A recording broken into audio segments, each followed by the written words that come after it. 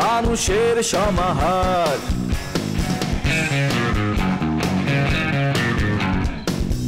ভেতর আর বাহিরে চলছে উৎসব অপেক্ষার। এই শহরের হাজারো বাড়ির মতো নিয়ে হাসি কান্নার গল্প যত। এই শহরের হাজারো বাড়ির মতো নিয়ে হাসি কান্নার গল্প যত। প্রতিবার এখানে বেজে যায় calling bell, calling bell, calling bell, calling bell, calling bell.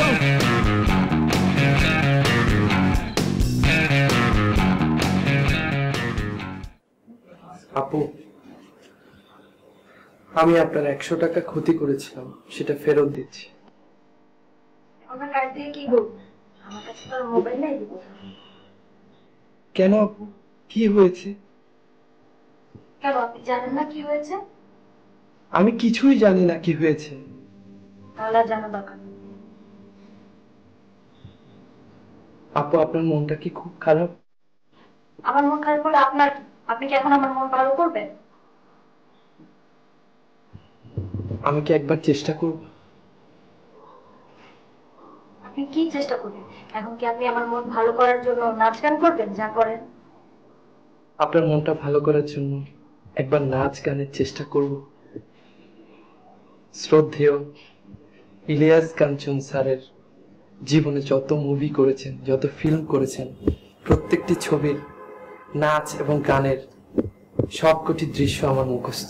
আমি কি একবার চেষ্টা করবো আপু? করেন।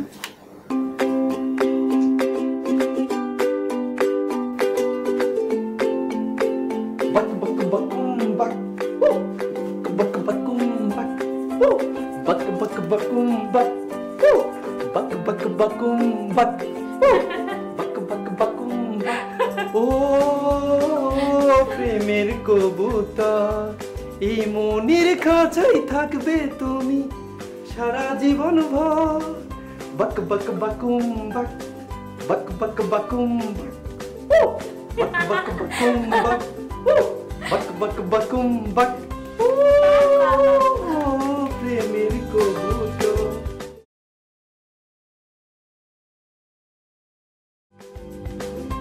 পারিবারিক সভা নং 138।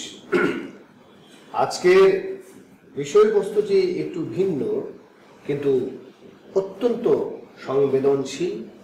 চাচা, তুমি সব সূচনা উপসংহার বাদ হতো। অনেক কষ্টে নিজের রাগটা সামনে রাখছি শুধুমাত্র ফ্যামিলি রেসপেক্টের কথা চিন্তা করছি।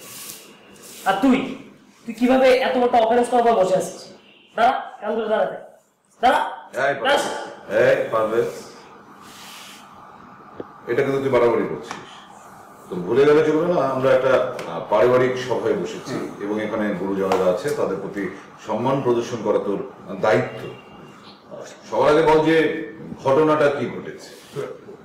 কি ঘটেছে? আমার কিছু করাকে সে বাকি রাখছে নাকি? ফ্যামিলি মার সব ধুলোয় মিশে দিয়ে আসছে। মানে কি? কিছুই তো বুঝতে পারছি না। স্কুল থেকে আসার পর দেখছি তুই ষাঁড়ের মতো চিৎকার করছিস। বুঝিয়ে বলবি তো কি করেছে? আমাদের আদরের বোন রাস্তাঘাটে অবাধে প্রেম করে বেড়াচ্ছে। ইভেন রিক্সার উপর একটা ছেলে বুকের মধ্যে মাথা রেখে সে প্রেম করে বেড়াচ্ছে। কি করেছে এই মেয়ে? ওই ছেলেটা মানে একটা ছেলের বুকে তুই মাথা রেখে ফেললি? ছেলেটার গায়ে ঘাম ছিল নাকি, গন্ধ ছিল নাকি, কদিন গোসল করে তুই খোঁজ নিয়েছিস? ছি ছি ছি ছি ছি ছি ছি ছি ছি। আমি এখন এলাকাতে রাস্তাঘাট দিয়ে হাঁটবো কিভাবে? মানুষকে চেহারা দেখাবো কিভাবে?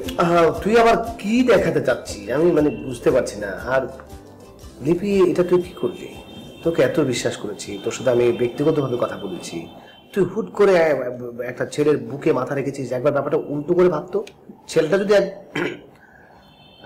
যা কাজটা ঠিক হয়নি। মানে একটা নারী অধিকার বলতে গিয়ে যদি এইভাবে অধিকারের অপব্যবহার করা হয়, এটা অত্যন্ত দুঃখজনক।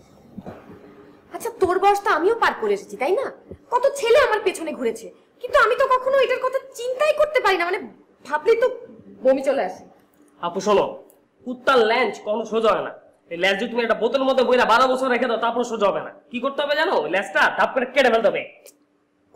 এখানে একটা মানুষ নিয়ে কথাবার্তা হচ্ছে, হঠাৎ করে তুই সব পশু পাখি নিয়ে আসছিস, এটা কি একটা পেট হাউস নাকি? হ্যাঁ না না না, ওকে বেশি পোস্টেড হয়েছে তাই বলে ওর এই অবস্থা। এখন থেকে আমি একটা কথা বলি, ওর মোবাইল সিজ করা হবে, আর ওকে কলেজে যাবার বিষয়টা হয় আমি নিয়ে যাব, অথবা চাচু নিয়ে যাবে, অথবা বড় ভাই নিয়ে যাবে। আর ওই যে ছেলের সাথে প্রেম করতো, ওই ছেলেটা কান ধরে উঠবস করছে, আমার কাছে ভিডিও প্রমাণ আছে। এবং ওই ছেলেকে প্রেমিকা না বলে বোন বলে দৌড়ায় পালাইছে। এইসব প্রেমকে আমি ধিক্কার জানাই, ধিক্কার। না, এটা তো আরো খারাপ। কিন্তু তুই যে বললি যে কেউ না কেউ নিয়ে যাবে ওকে, তোর কি মনে হয় যে ওই ইসাকটা ওকে যদি কোচিং এ নিয়ে যায় ও কোনোদিন কোচিং ধরতে পারবে? আমি বড় ভাই হিসেবে এই দায়িত্বটুকু নিতে চাই। আমি দরকার হলে ওর কোচিংয়ের সময়ের 1 ঘন্টা আগে ওকে নিয়ে বের হব কোচিংয়ের উদ্দেশ্যে, তাহলে ঠিক সময় মতো কোচিংয়ে পৌঁছে যাব। আমি আমার নিজের জীবনে কোনো পরীক্ষাতে কখনো লেট করে যাইনি। কথা বলতে গিয়ে যে পরিমাণ ক্যালোরি নষ্ট করে, ও তো ওখানে ঘেমে ভিজে যাচ্ছে, ওকে একটা টাওয়াল দে। টাওয়াল দেবো? হ্যাঁ, তোর কি সমস্যা কি? কথা তাহলে ওটাই থাকলো, আমার সমস্যা বুঝতে হবে না। ইদানিং আমার মধ্যে পরিবর্তন আসছে তো, তাই এতদিন পরে আমি তাহলে ওকে নিয়ে কোচিং যাচ্ছি। হ্যাঁ, এখন না, এখন না, এখন যাওয়ার সময় হবে, তখন বলা যায় না। এখন ওরা দিলে হচ্ছে পৌঁছাবে টাইম।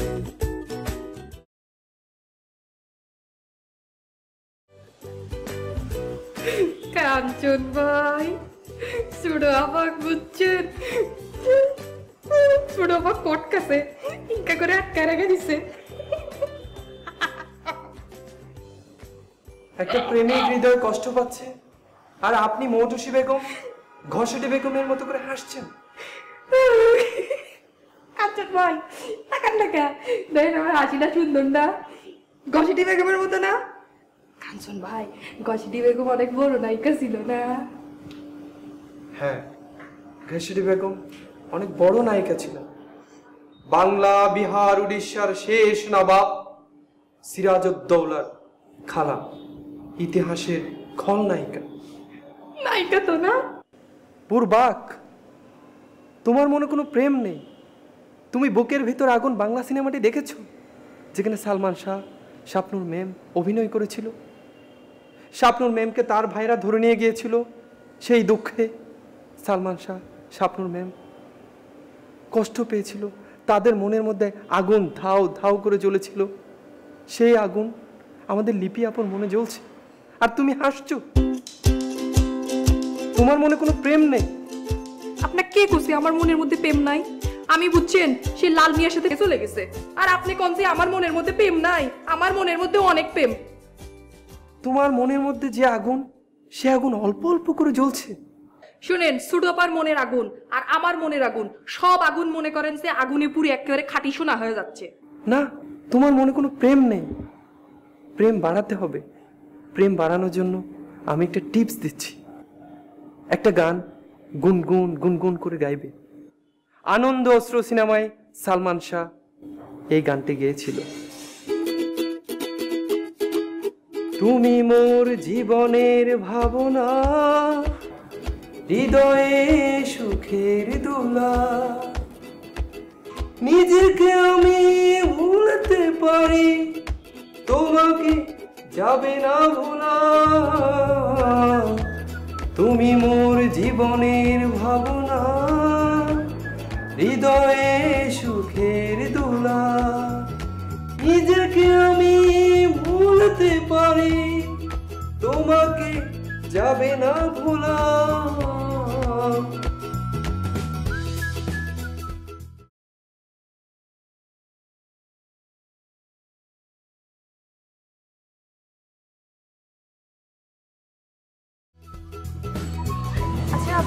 আমরা আসলে কোথায় যাচ্ছি? ইনভিটেশন কার্ডের অর্ডার দিতে। বেশি হাত খরচ করার অভ্যেস আপনার।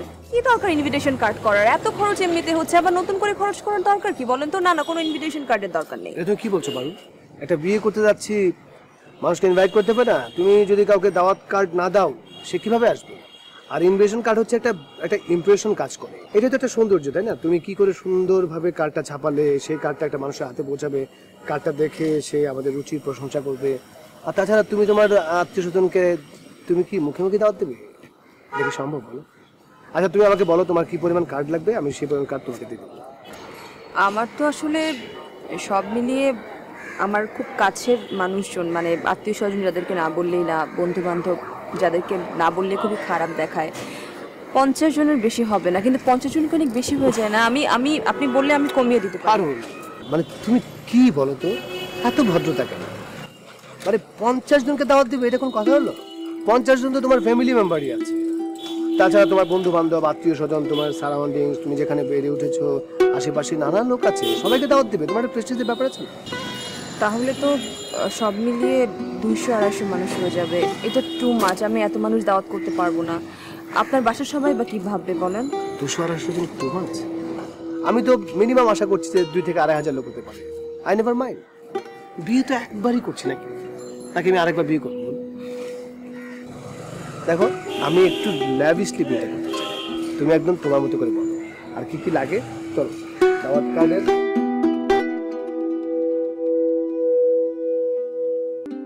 কি নির্লজ্জ, বেহায়া, বেশরম, ফালতু মেয়েদের মতো চিপাতে ঢুকে এখন কান্নাকাটি করিস কেন? যে শিক্ষাটা হয়েছে সেটা তোর উচিত শিক্ষা হয়েছে, আরো আগেই তোর এরকম শিক্ষা হওয়া উচিত ছিল। আমি আবার কি করবো? আমার আবার কি শিক্ষা হবে? থাপ্পড় দিয়ে 32টা দাঁত টাস টাস টাস করে ফেলে দিব। কত বড় সাহস তোর! তুই প্রেম, ভালোবাসা এগুলো করতে যাস? আমি তো কিছুই করি না। আজকালকার দিনে তো এখানে ছেলে মেয়েরাও প্রেম। 8-9 ছেলেরা যদি বিষ খায়, তাহলে তুইও বিষ খাবি? আমার সাথে যা করতেছো আমার তো বেশি খাওয়া লাগবে। তোকে আসলে বিষ খাওয়ানো উচিত, কিন্তু খেয়েও কোনো লাভ নেই। বিষের মধ্যেও এখন ভেজাল। মরবি না, চিটপটাং হয়ে থাকবে। তারপর যদি খাবার এত শখ থাকে, এনে দিব, খেয়ে নিস। খাবার পরে যখন মোটা পাইপ মুখ দিয়ে ঢুকিয়ে টান দিয়ে ওয়াশ করবে, ওই পেনটা যখন বুঝবি, বিষ খাওয়ার ধান্দা মাথা থেকে উড়ে যাবে। আর শোন, বিষ খাবার আগে আমাকে জানাইস, কারণ ওয়াশ করার জন্য আদর্শ হাসপাতাল হচ্ছে ঢাকা মেডিকেল কলেজ হাসপাতাল। ওখানে যদি তোকে নিয়ে যাই, ওরা তো সব রোগীদের মতো তোকেও বারান্দায় ফেলে রাখবে। আমার বোনকে তো আর আমি বারান্দায় রাখতে পারি না। আগে থেকে জানালে একটা বেডের ব্যবস্থা করব, ঠিক আছে? তোমরা কেউ আমার সিচুয়েশন বুঝতেছো না। যে যখন যেভাবে পারতেছো এসে কথা শোনা যাইতেছে।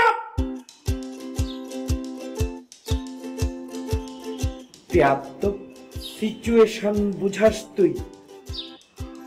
কুমিরের মতো মায়া কান্না করো তুমি। যা ঘটিয়েছিস তা তো ঘটে গেছে। এখন এসব চিপা চাপার ভিতর ঢুকে মায়া কান্না না করে গিয়ে ফ্রেশ হ, তারপর খাবার দাবার নিয়ে রেস্ট নে।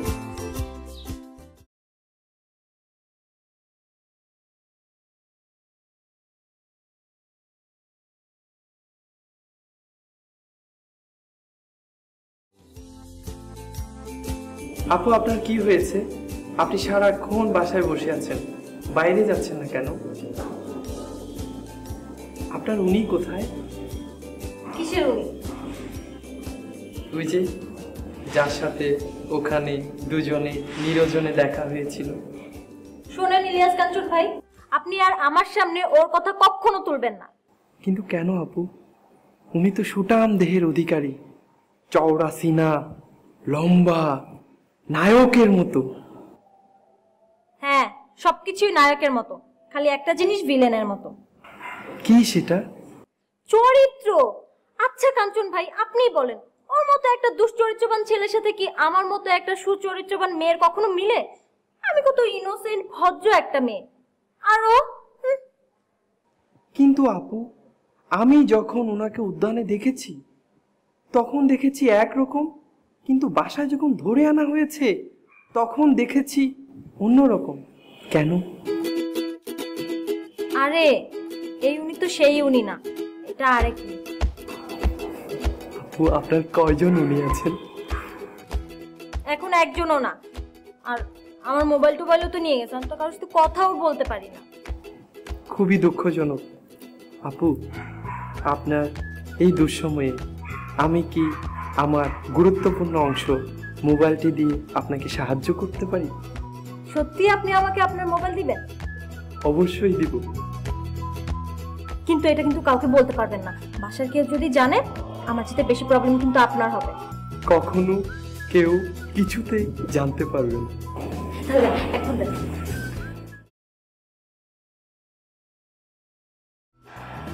বিশেষ দ্রষ্টব্য, পর্যাপ্ত ব্যালেন্স না থাকার কারণে আপনি কোথাও ফোন দিতে পারবেন না। নেন আপনার মোবাইল নিয়ে আপনি যান, আপনার চালাবেন, আমি যাই।